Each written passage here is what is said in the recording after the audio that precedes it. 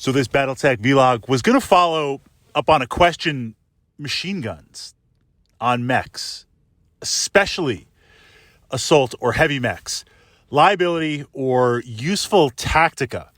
And I kind of wanted to explore that, but also look at the ammo explosion rules and how that can really be a weakness that one can perhaps, and I say perhaps because you can have your plans and we do our best, but Battletech, even being as controlled as it is a dice-based game.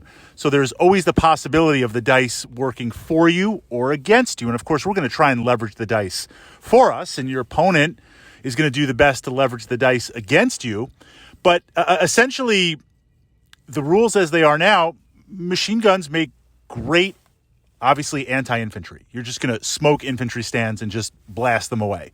And mounted on heavy mechs, mounted on assault mechs, this leads into kind of a question of, if I'm paying the battle value for that heavy or assault, do I really want to stop and burn a turn or two to deal with infantry? Even if it's tactically viable, even if I have to. Infantry are great for securing objectives and having speed bumps. And you regularly know I play Karnovs, I play infantry, absolutely combined arms, throw down some goblins, throw down some APCs. I mean, really an effective fighting force for low battle value buy-in.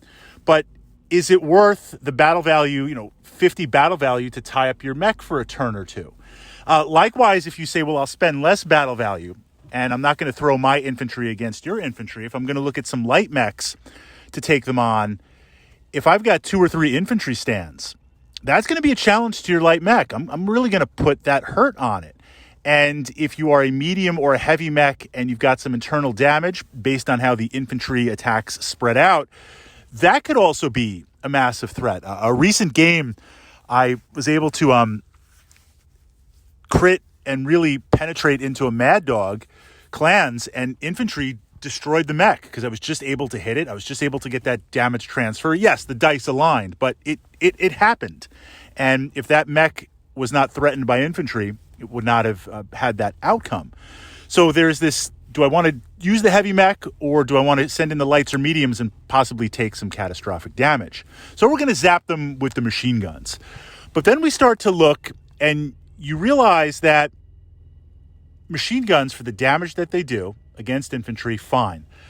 If we're close to point blank range and the location is good, yes, I'm going to punch you. I'm going to fire those machine guns. If I've taken it to internals, look, everything I can fire. I mean, that's being at that close range. That is the strength of machine guns, secondary and primary short range missile packs to get that spread, where the more stuff I have hitting you, if it's gone to internals, especially if it's torso internals, there's a chance I will roll for crit, confirm crit, and really put that hurt on you. So it becomes at a certain switch in Battletech, not so much about damage or the alpha damage, but can I just hit that one location that I need to hit? And of course, you're going to try and keep that side or keep that location away. I'm going to be trying to move around it. We're going to dance a little bit back and forth and see what we can do. Machine guns are a piece to that puzzle.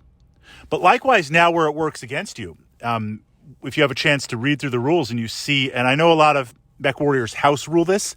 I'm not against house rules in any way, in any type of war game, but I do, for better or for worse, tend to play my war games rules as written, because that is the universal language. I know if I get used to playing Battletech by the rules, and I build my forces around those rules, and I build my tactica around those rules, that is the passport that has allowed me literally to go to other gaming clubs and groups, plug myself right in, and we can have a game. And certainly if you have house rules, I can quickly adjust.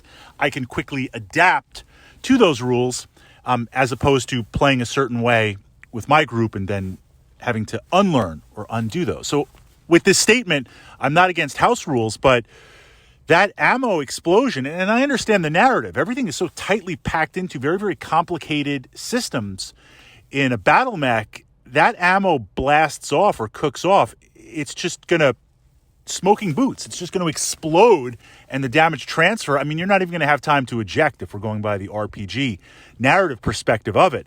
So you can have this massive, massive assault mech, and either through luck or trying to hit you on one side, knowing the side where your ammo is to cut down on the facing chart, punch through to there. If I hit you roll for crit, confirm crit, ammo, you go up. That's tough. That's tough. So now we get into this idea.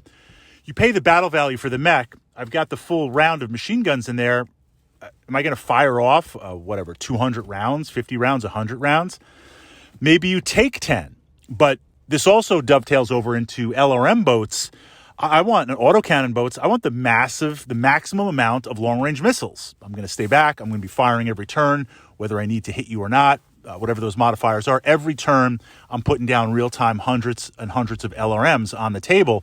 I'm going to quickly chew through those missiles. But it's still going to be a potential threat. So we get into this idea, inner sphere, putting aside hardened and case and things like that. Do you take less ammo? Do you jettison ammo?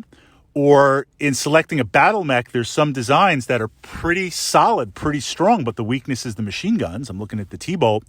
Are you better off on certain encounters taking its stock, but then realizing at the start of the game, once you kind of have an idea of what you're up against, just dump all the ammo, dump all the machine gun ammo, or maybe keep it at 3 or 4 shots. So when you get up to close and you're trying to confirm crit and you can punch and utilize that, possibly from that perspective. So that's one of the things I would say as a new player. You got to really look and not only know the tactica of the machine guns, but you really got to look and realize you can get into a lot of trouble really, really fast with a very, very potent and powerful assault or heavy-based mech. That is iron solid, but if it just hits in that right moment, the first time, the two things you remember in Battletech, then I'm going to turn it over to you guys in the comments.